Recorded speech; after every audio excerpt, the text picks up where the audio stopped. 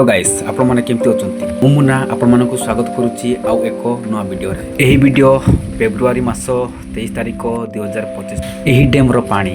चाष जमी रे नेबा पई बहुत कष्ट करिचो आमे एते बड़ डैम सिना थळरु पानी गळी जाउची जहा फल रे कि जेतिकी मात्रा रे हमकु पानी आवश्यक सेतिकी मात्रा रे हमकु पानी मिली पारु नाही आम गाँ रु पका पकी 2 रु 3 किलोमीटर दूर थारे रहिची एही डैम देखंतु से जगह रे सफा करा होची आउ से आडर का केनाल करा हबो देखंतु से जगह रे टिके खोला हे गलानी बस्ता जाक रे माटी पैक करा हिची आउ लाइन रे रखा हिची केनाल खोला जाउ होची एवं एही केनाल माध्यम रे हम गाँ को पानी निया हबो देखंतु एटा को एमजे एनर्जी काम नुहे एइटी आमे निजे कष्ट करूचु आउ निज पई पानी नेबो एइटी आमे समस्ते सो इच्छा रे आसीचु आउ सो इच्छा रे काम करूचु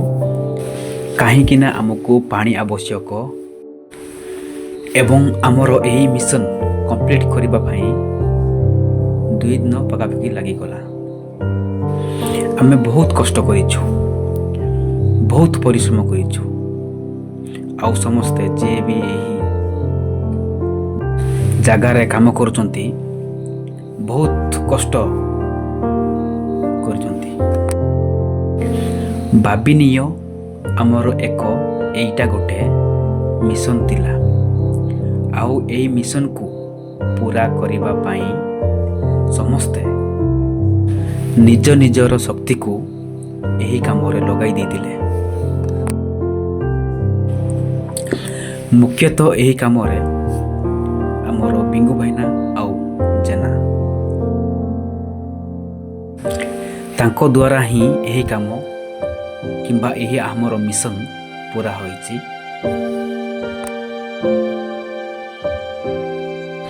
तांके एही प्रकार आइडिया देबा जोगु ही एही काम करबा पई निष्पत्ति निया गला आम गाँ रे मुख्यतः चाष उपरे निर्भर करिथांती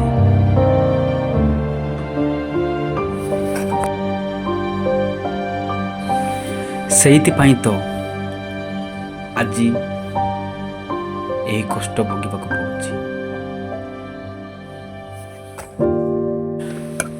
आपण माने भी जानिछंती जल बिना कौनसी जीव किंबा उद्भिद एही पृथ्वी रे बास करिबा असंभव मुख्यतः आम गाँ रे करा समय रे धान फसल सहित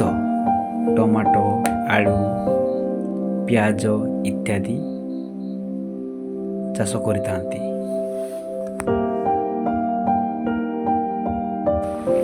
एही वीडियोटी बहुत लंबा हो गलानी एतिपई आज पई एतिकी रहिताओ आपण मान जदि एही वीडियोटी को प्रथम थर पई देखुचंती ताहेले लाइक करंतु शेयर करंतु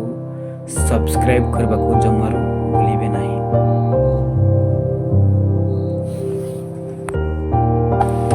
आउ आपण माननकु एही वीडियोटी केमिति लागिला निहाती कमेंट बॉक्स रे जणाइबे।